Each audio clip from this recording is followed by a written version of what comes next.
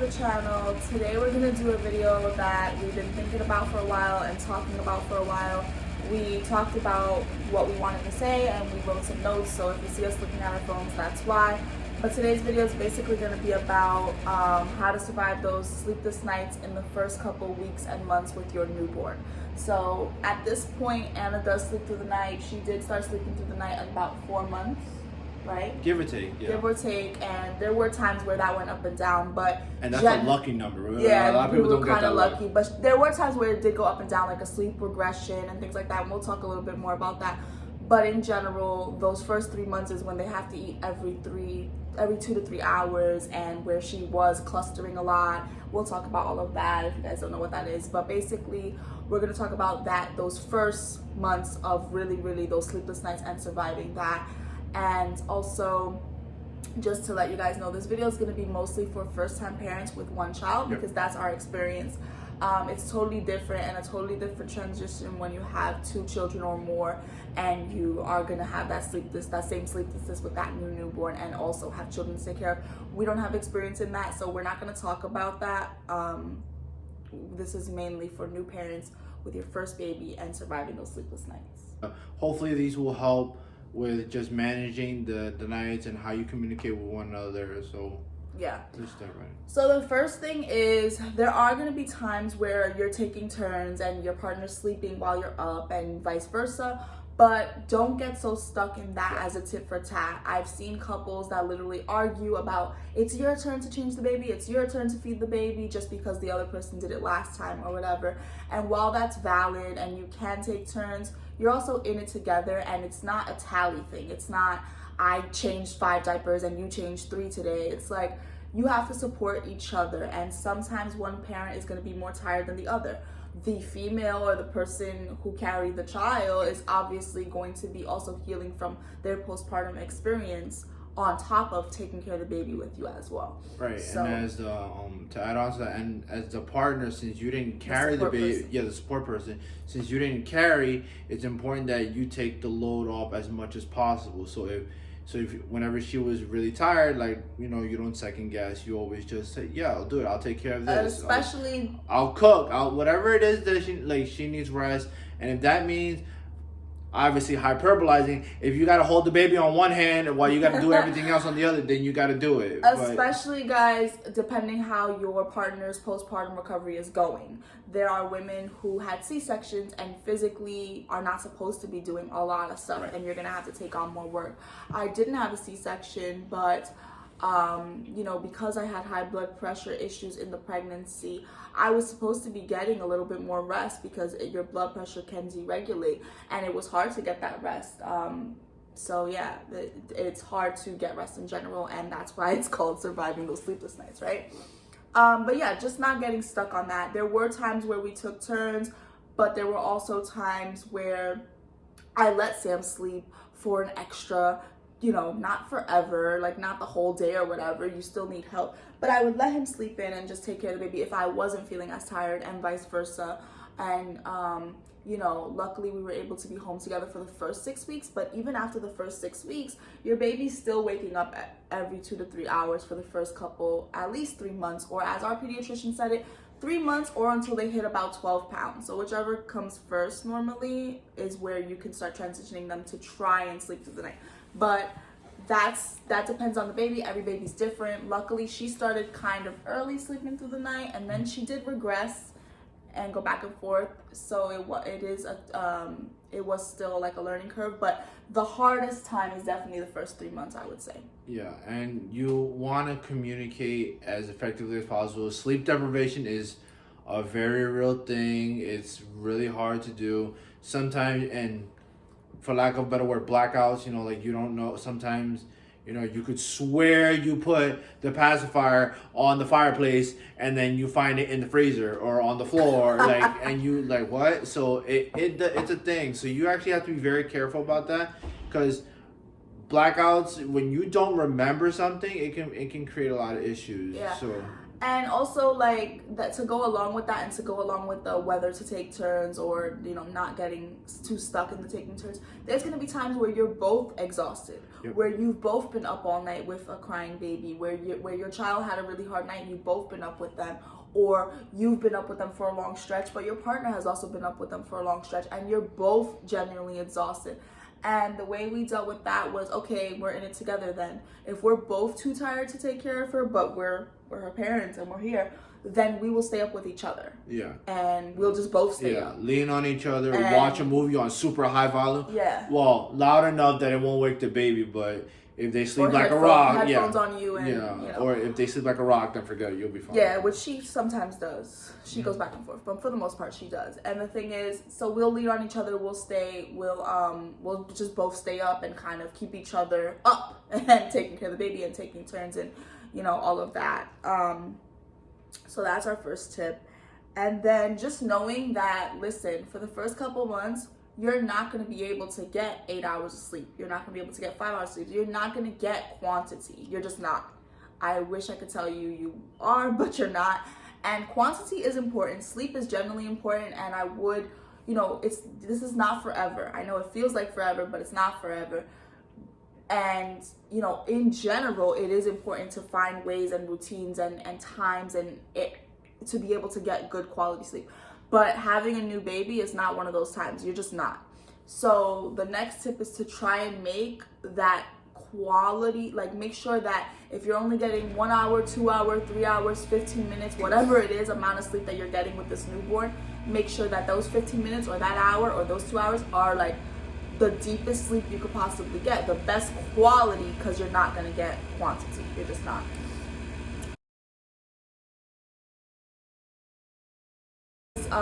Just like making sure that we wind down.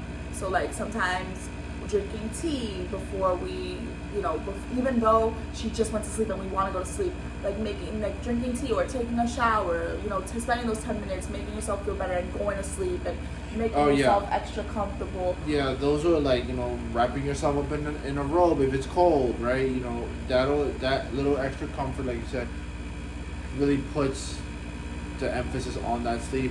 If you need like night music or white noise, whatever it is, that all really just. And we have her sleep in with a sound machine. She falls into a better, deeper sleep with her sound machine. And now it's to the point where I've become so used to the sound machine that when she's transitioning now to her own room, I'm gonna have to get a sound machine for myself. So. And literally, like she could have as many naps in a day. I hope not.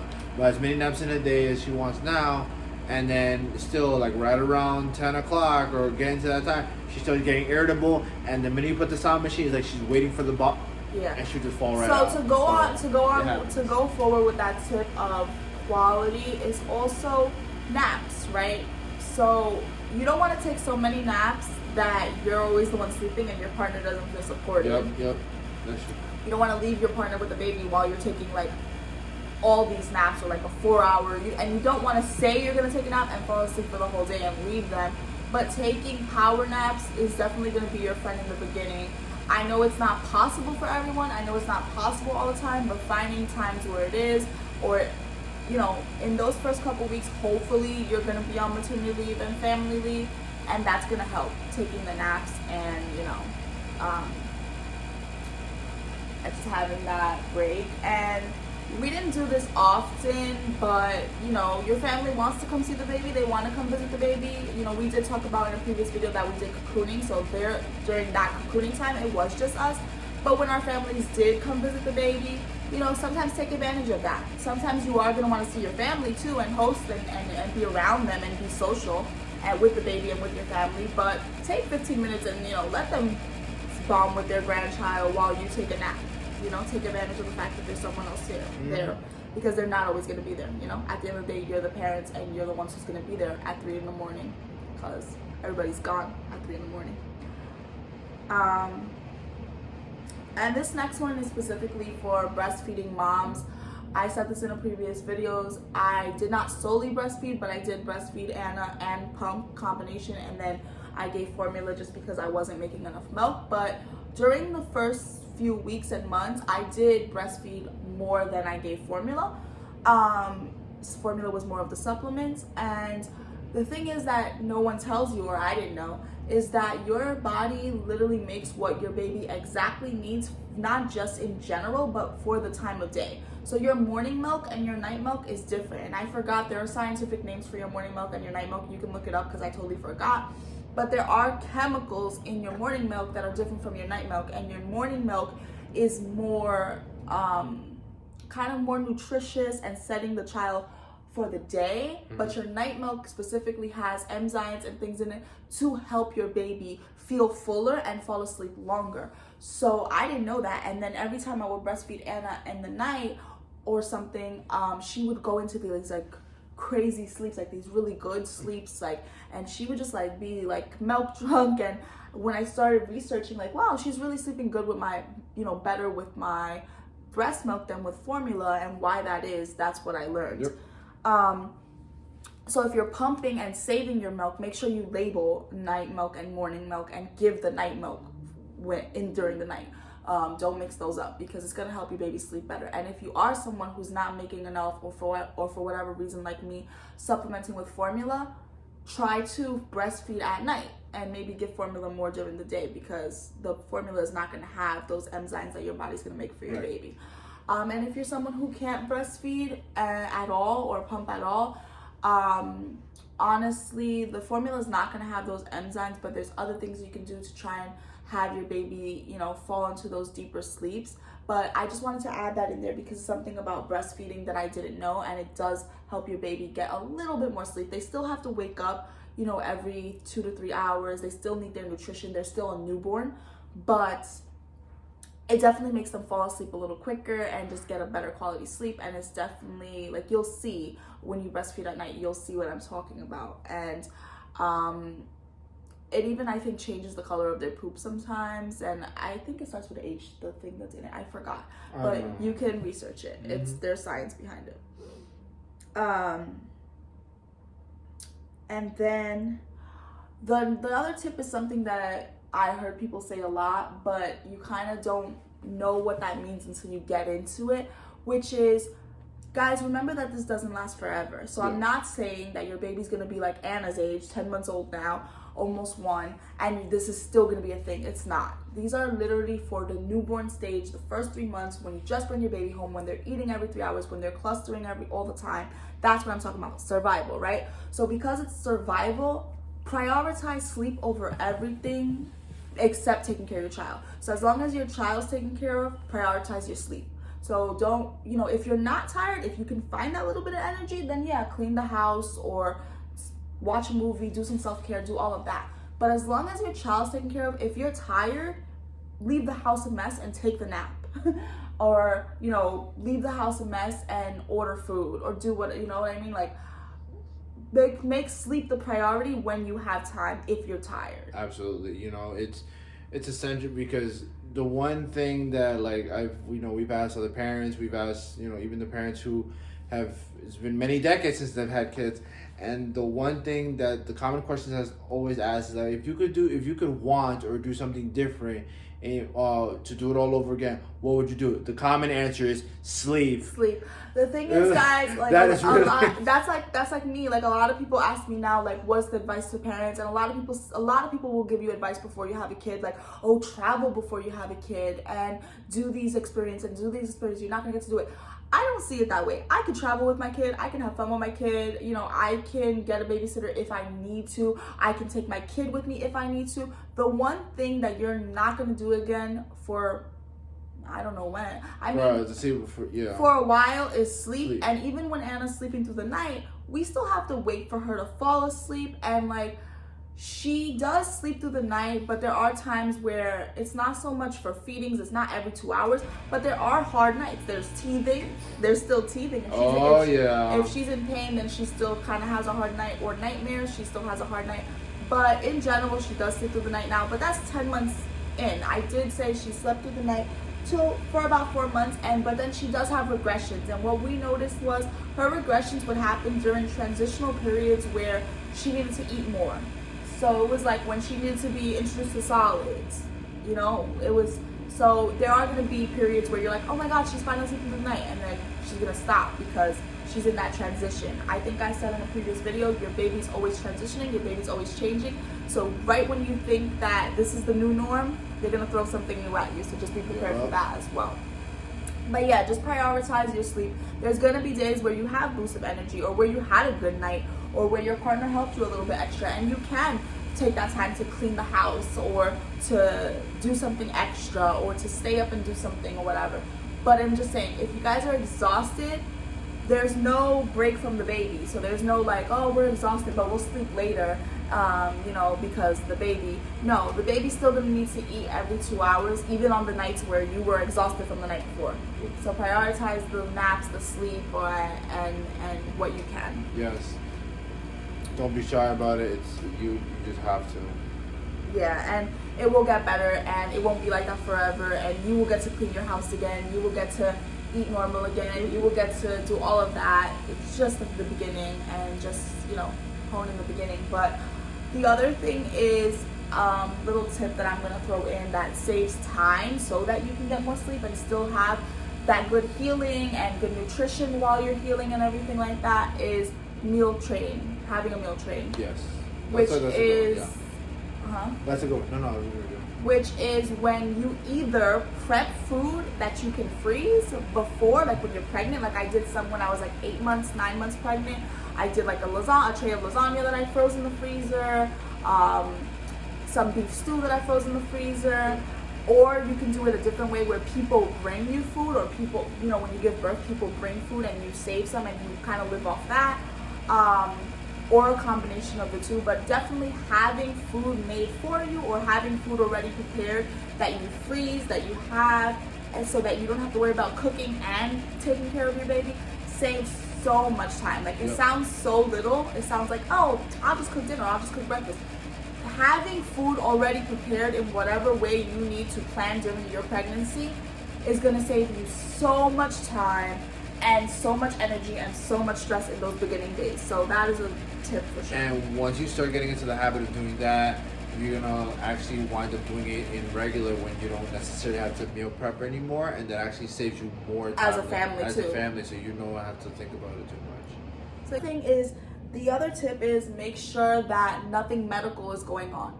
If your baby changes, kind of make sure, because there was a point, Anna was never colic when she was born. She was never colic, she was never crying. She would cry for her food and she would wake up every 2 to 3 hours, but she wasn't like crying all night. We were able to feed her, like normally in the beginning, we were able to feed her, go to sleep for an hour, wake up, and feed her again and all that stuff. Like, it was a routine. And then all of a sudden, around 2 weeks? Like 2 or 3 weeks old, there were like 2 or 3 nights back to back where we didn't get any sleep at all. She would eat and she would still cry, and she wasn't hungry, and I would breastfeed her, she would still cry, and we would change her. Like, it was weird, right? Right. And we found out that, so our pediatrician basically told us that back in the day, they thought that colic was just like something that people it was like the luck of the draw, like you just got a colicky baby. But they've learned that colic is actually trapped gas that the baby is not, like, it's basically a digestive issue. And basically that was like 2 or 3 really hard nights, and what we learned was that we just had to change her formula.